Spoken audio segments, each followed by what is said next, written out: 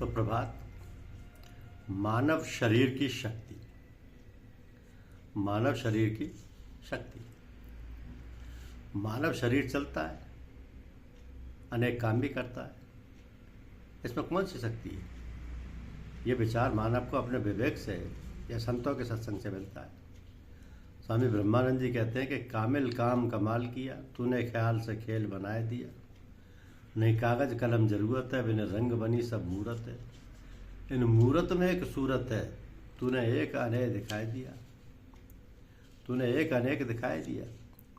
तो भगवान की कैसी फैक्ट्री है कि एक मानव दूसरे से मेल नहीं खाता, किसी के विचार किसी से नहीं मिलते। जितने प्राणी बनाए उतने विचार उतनी बातें।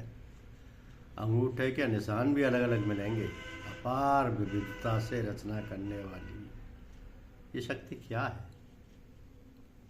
संत महापुरुष उसका बोध भी आज जिज्ञासुओं को करा रहे हैं। वैज्ञानिक दृष्टि से सारा संसार एक स्पंदन है जो पदार्थ के सूक्ष्म कणों में निरंतर हो रहा है। धरती, वायु, जल, आकाश और सूर्य के अंदर ये स्पंदन तत्व ज्ञानियों ने अपने हृदय में अनुभव किया, जो ब्रह्मांड को संचालित कर रहा है और हर प्राणी को भी जीवित रखे हुए।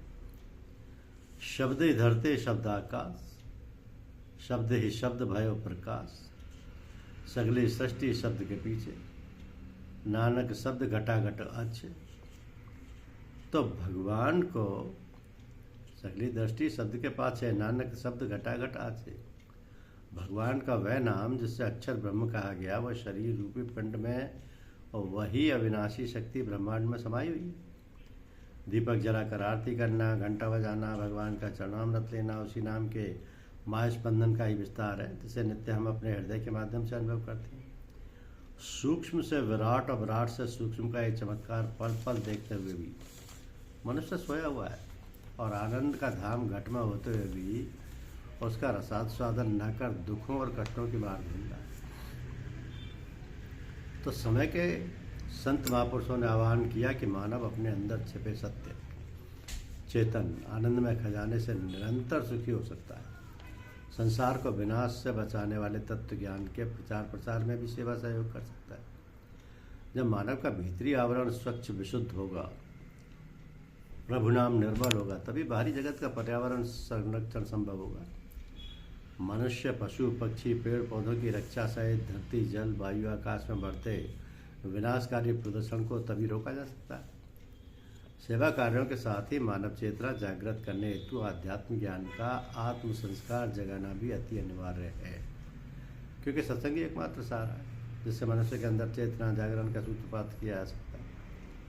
आध्यात्म ही भारत की प्राचीनतम विरासत है, जिसे लाखों वर्षों से अनगिनत संत महापुरुष एवं ऋषि मुनियों ने समय समय पर जिज्ञासुओं को प्रदान कर समाज को विनाश से बचाया है।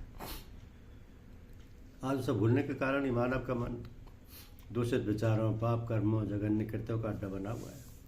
4 वेद, 6 शास्त्र, 18 पुराण, 108 उपनिषद का निचोड़ा सभी गुरु महाराज एवं आचार्यगण तथा अनेक प्रवचनकर्ता, सन्यासी, साधु सत्संग के माध्यम से मानव समाज को समझा रहे हैं।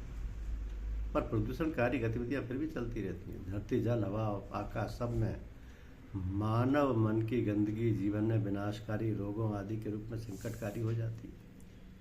अभी तूफानी बारिश से अनेक शहरों में तबाही होने लगी। इस सब के लिए मानव ही जिम्मेदार। धन्यवाद।